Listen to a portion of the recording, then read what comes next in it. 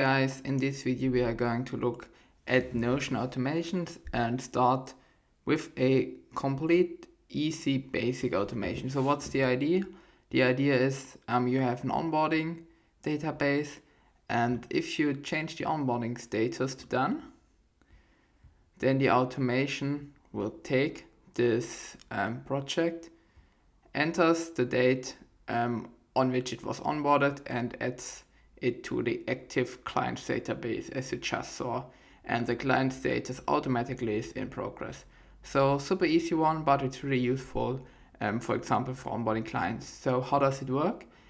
So you click in your onboarding database on this little blue flash, and then you create a automation.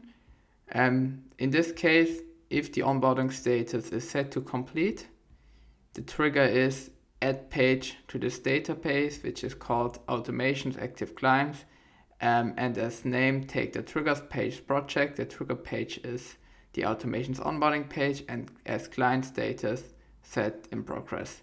By doing this, the moment you change it here to done, it will add the client to the active clients. To get the date on which the client was onboarded, you have to create a new automation. You could add it to the other one as well, but I prefer to do it in two different automations just to have like a clear overview. Again, if the onboarding status is set to complete, you define a variable, and the variable is date triggered, and then you set the date, which is the name of this column, to variable 1. It's quite an easy way, but it's quite functional and it's really useful.